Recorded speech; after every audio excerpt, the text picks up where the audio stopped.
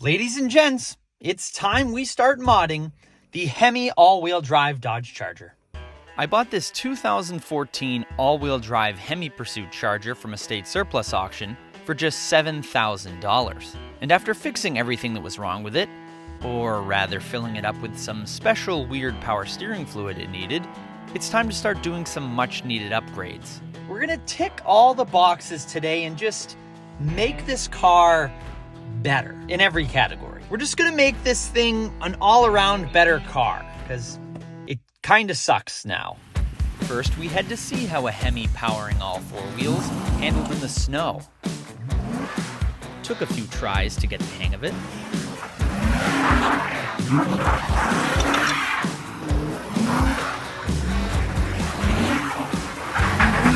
Not bad, but a little slick. Now it's time to make the Charger just not sound like this anymore.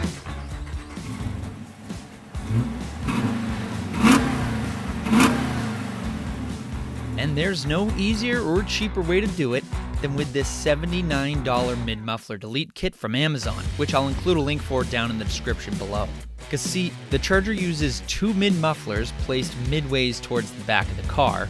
Then there's two giant resonators after that. Cutting off the mid-mufflers will give a nice upgrade in the audible department and won't kill the car with drone, unlike if you were to cut the resonators out.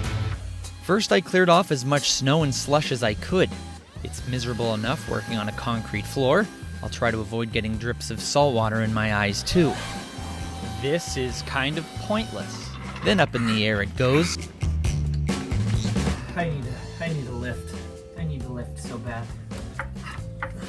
I forgot how big this car is. Whoa. Ho ho ho. That's a close one. Ooh, wow. Now it's time to take off the bolts holding the crossmember. I for some reason can just imagine those bolts are going to be stuck. So I'm going to be proactive. Well, that worked out well. At least the rest of them came off easy, and we're able to drop the crossmember. Ah, that's freaking hot. Victory. Now it's time to just measure and cut and then slide these pipes on. It theoretically should be as easy as that. Probably not going to be. I'm an idiot. We're going to have to cut 4 inches in front of the muffler and 1 inch behind the muffler, so we've got enough room to slide the new pipe on and have enough metal to clamp. With our cut lines in place, we can mock up where the pipes go and double check everything is going to fit good, because once we cut, there's no going back. That one looks good. That one looks good. I think we're ready to cut. Staying as close to the lines as I could while lying in an awkward position, we sliced off in front of and behind the mufflers. Just got a little piece hanging up front now. And once more in front to set the mufflers free. And there we are.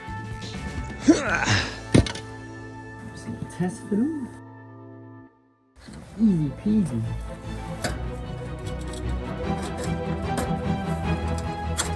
The pipes look actually really good, and they look like they cost a lot more than what they do. But as I start clamping the exhaust, I can see where the low price came in. And this was gonna put a halt on our progress. Of course, I should have known the exhaust clamps that they give you with the muffler deletes. They suck. They absolutely suck, and they all broke. So I had to run and get some replacements. This is just parts store stuff. We'll see if they hold up any better. I have 5 of them because I'm expecting at least one to break. A few minor tweaks are needed as we get the pipes in their final position while we install the clamps. And these new clamps, unlike the other ones, actually clamp the pipes together well without crumpling like a tin can. But was it all worth it?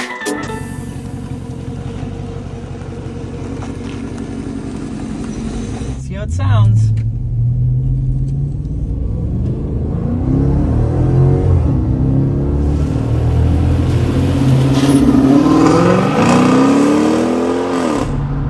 hell? Well, that's not bad.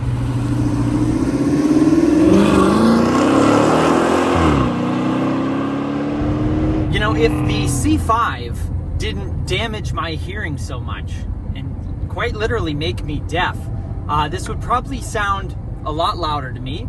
To the non-hearing damaged person, this probably sounds pretty loud. I like the way it sounds. It's nice and it's mellow. It's got a nice tone to it. I've got it in auto stick right now, so it's holding its own gear and not going into eco mode where it sounds like a 4-cylinder because it's only firing on 4 cylinders. But in the cabin here, it's a nice sound level. I don't have to raise my voice. I'm just a loudmouth as it is. It's not very loud in here at all. It's very comfortable. It's just, you can now tell that it's a V8 engine. There's no questioning. You know, what does that have? Is that the 1.8 Dodge Charger?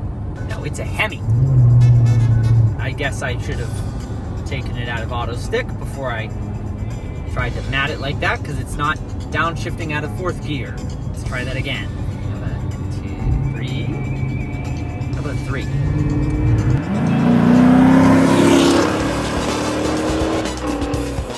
Oh yeah, that's more like it. I like it. Oh, we got an on-ramp. Let's hear it.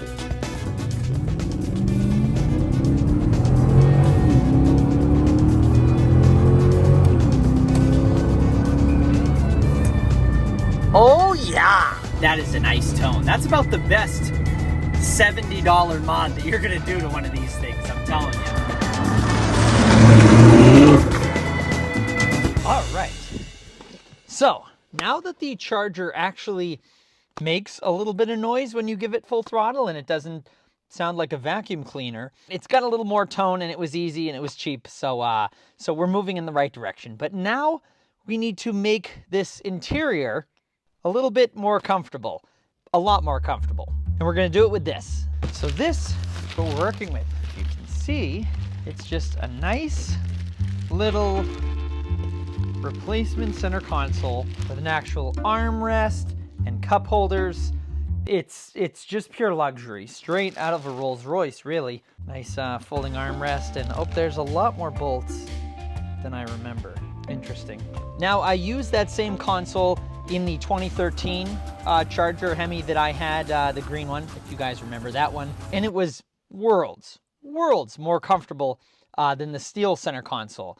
And it's absolute galaxies better than this one, because this one is weird. It doesn't even have a cover or an armrest. It's just a box. Kind of strange. The only problem is I don't remember at all how this stupid police center console comes out. Not in the slightest. Oh well, let's dive in. I do remember these 4 Phillips head screws at the front gotta come out. 2 on the passenger side, 2 on the driver's side, then 2 10mm bolts at the back, and 2 at the front. And then it's out? There's no way that came out that easy. There is just, no, impossible. No, this is false. What's the holdup here? Is this pranked? Is this a prank show? Why am I doing Donald Trump hands? After unplugging the wiring for the cigarette lighter and aux input, I could then see why this just wasn't gonna be as easy as I thought. You see, I frickin' called it. I knew it. I knew there had to be some holdup. This came out too easy. And there was. Why? Why did they have to hot glue this frickin' USB thing that I need to put into the other console? Why did they have to glue this in there? Why? Why would you do this? So let's see if I can get it out without breaking it. No. Of course. The fragile little plastic broke. Well, I still gotta get this thing out.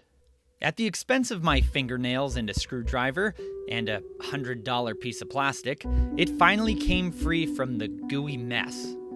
Well, now I'm gonna need to find a new one of these. This one will probably work, but it just looks hideous. So now the old console is out. It's time to put in the new one. Last time I installed one of these, I got confused at this bit too. So let's open up the other piece of the console to see if there's any clues. Aha! Now it's all coming back to me. This plastic shroud goes down first, but not before moving all the thick wiring harnesses out of the way. It takes a bit of persuasion to get the shroud to sit down all the way and lock in at the front with 2 clips. Might help if I run the cigarette lighter and aux input back in before I get the shroud fitted. Well, that looks like crap, but... Now with the wiring sorted and the cigarette lighter and aux input in the new shroud, we get it to sort of lock into place, which means we can get started on the rear portion of the console, which is bolted down with the same 2 screws we took out at the front, and the same 2 at the back. I'll double check that the front screws are tight before pressing in the plastic cover, and installing the most important part, the cup holders. All right, the new console is finally in. A few hiccups here and there. I thought it was going to be a lot easier, considering I've already installed one of these before, but I guess when you're that dumb, you're just dumb. But it came out all right. I would have been much happier if the USB input thing here didn't break, and it looks like those are about $100 to replace that, so I don't think I'll be replacing that anytime soon. I like that this isn't too nice, and for less than $200, well worth it. I do wish that I had the other cigarette lighter in there. I don't know where it is. It could be floating around somewhere in the car, but if I come across one of those in a crashed charger, maybe I'll pick that up along with the USB. All right, so now that the charger sounds as it should, and the interior is more comfortable to be in thanks to this nice new center console here, now it's time to upgrade the charger in the looks department and also make the interior more comfortable by getting rid of this massive box. But what's in the box is actually our key to a better looking exterior appearance on the charger, because what's in this massive box is a Hellcat style spoiler from 90. I am super excited to get this on the car and see what it looks like, and a massive thank you to them for sending this spoiler out to me. And I've actually never installed a spoiler on a car ever. Wow, that's right, I'm an automobile enthusiast and I've never put a spoiler on any of my cars. Let's get this thing on. To get the spoiler to fit properly and actually look good, we'd have to do some calculated aligning. And that's something I'm horrific at. Luckily, I have a brother and dad who are much, much better at it than me. And they had some clever ways up their sleeves to get the spoiler aligned on the trunk lid, which involved tape and a marker. This thing was looking awesome already. And none of the cursing and redos make it into the video, so it looks really easy. Draw a line down. I will show you. Just draw a straight line for me. Straight down. Just so you can line up those marks. We put the spoiler in place and used 2 pieces of tape hanging from the spoiler down to the trunk lid. Then used the marker to draw a straight line down so we could then align the spoiler when we put it back on the trunk lid after attaching the adhesive. 2 more pieces of tape were put on the edges of the spoiler, and we essentially traced the spoiler onto the tape so we know where to line it back up. We then cut the tape so the spoiler can come off the trunk lid and just have to line back up our lines when we put the spoiler back on. So with our alignment tape in place, it was time to take the spoiler inside, where it's a little warmer, give it a quick wipe down with rubbing alcohol to make sure our double-sided adhesive tape, which was included with the spoiler, actually sticks. We definitely don't want this thing flying off at 80 miles an hour. With the tape secured, it was time to line the spoiler back up with its marks. It's especially helpful to have a few sets of eyes for this. All right, so now we want to lift it up, take the stuff off, and 2 of us will hold it, and then we'll fine tune. Before pulling the backing off the tape and mounting the spoiler to the car. Just don't let it touch down. Yeah.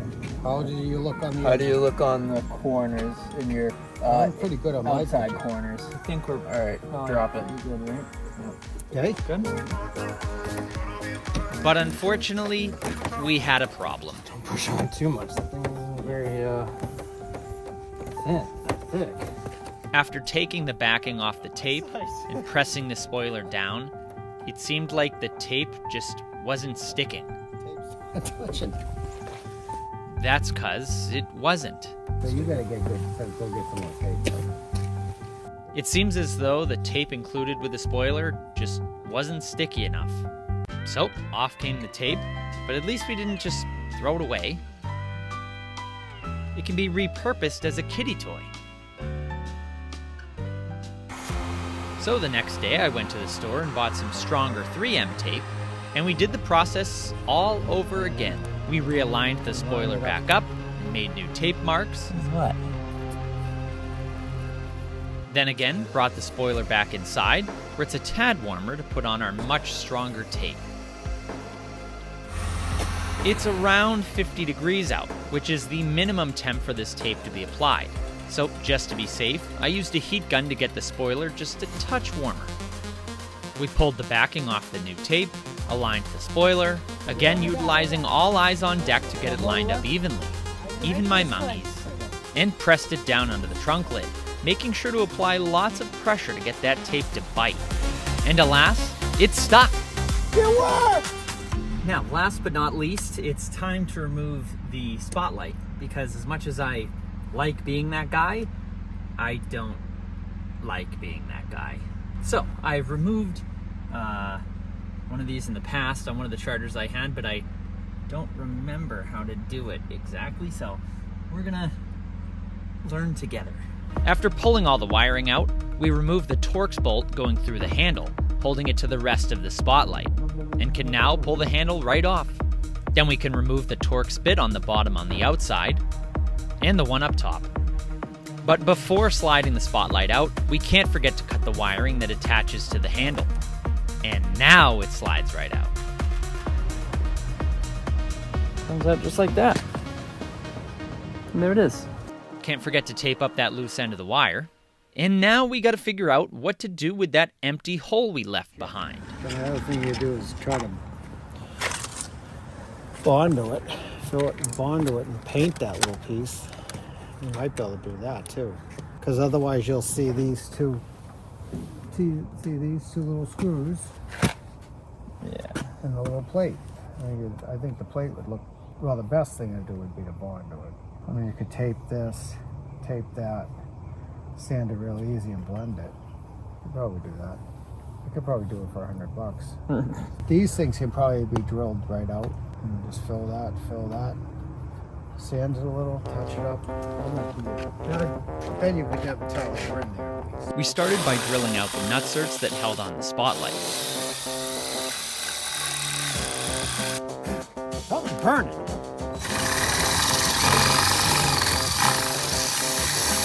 Hopefully that was just really dull. This process did take a little bit thanks to some really dull drill bits. Now. Yeah, that's not bad though. Let that cool down. With the nutserts drilled out, we then gave the metal a few love taps to get rid of the small ridges left by where the nutserts were.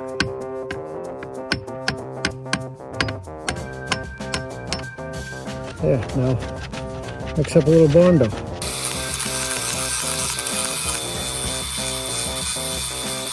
Oh yeah. Nice. Yep. With the metal smooth, it was now time to fill the holes with Bondo, get it smooth, Like that. and hit it with some paint. And then we can finally reveal the new look.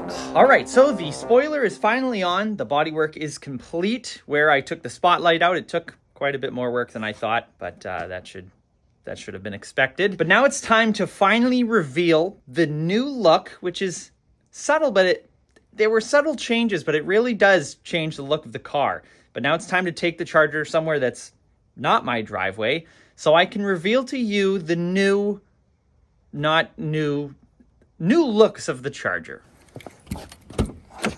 It's so much better with that new console. Key not detected. What do you mean? It's right here, both of them. Come on. Oh, that's not great at all. What is going on with this thing?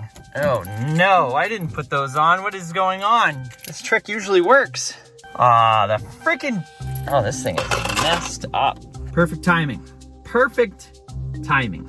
I'm thinking we have a completely dead battery. I mean, this thing is going wonky. The wipers are going on, the screen's not even coming on half the time. This battery I was a little iffy about anyways. I thought I might sooner or later have to put in a replacement. Unfortunately, I don't have that replacement. But what I do have, funny enough, and this is no joke, this lined up perfectly, something just came in the mail from AWD, and it's exactly what we need.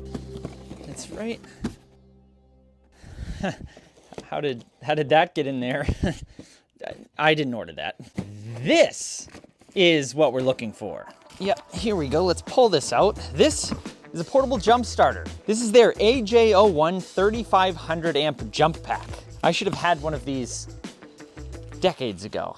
So the great thing is about this is it's good for all size V8 gas engines, and this is a 5.7 Hemi obviously, so it'll be perfect for that. But the even better thing is this thing is rated to start an 8-liter diesel, up to 8-liter diesel engines. So this I'm sure will come in very, very handy for the 7.3 when it decides to work properly. And it's also a power bank with like 11,200 mAh.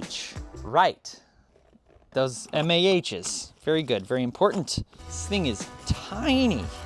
Oh God. What is going on? Whew. See, we've got this little screen here that reads off our battery level and air pressure, because this thing is also a portable air compressor. And plus it doubles, no, actually triples, as an LED flashlight. It's impressive, and it's bright. Oh, how do I stop doing that? So it's showing 80%. It's not flashing on my actual screen like it is on the camera here. It's just because I'm using a camera. Showing we have 80%, so that should be, as long as it's over 50, it says it'll jump a car. So that should be plenty to start the old charger here. So we'll take the jump starter plug here, pop open, oh God, pop open the old trunk here because, oh God, is it that dead? It's not popping the trunk? Oh man, it's really dead. We're gonna have to do it the old-fashioned way, but getting in the trunk here because of course on this, that's where the battery is.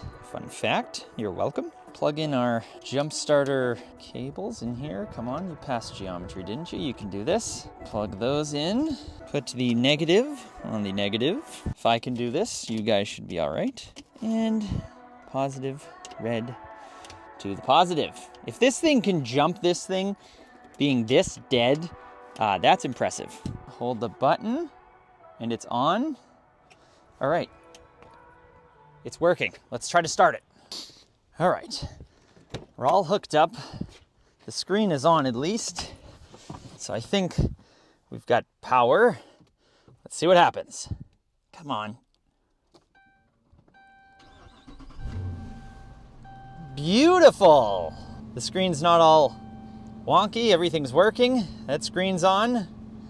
Very nice. All right, we are in business. So I will include a link to the AWD AJ01 down in the description below. It saved the day here, and it can probably save your day, because if you're somewhere and you can't get a jump start, ask me how I know. It's not fun. So thanks AWD for sending this thing out. Now it's time to show you guys the new and improved charger.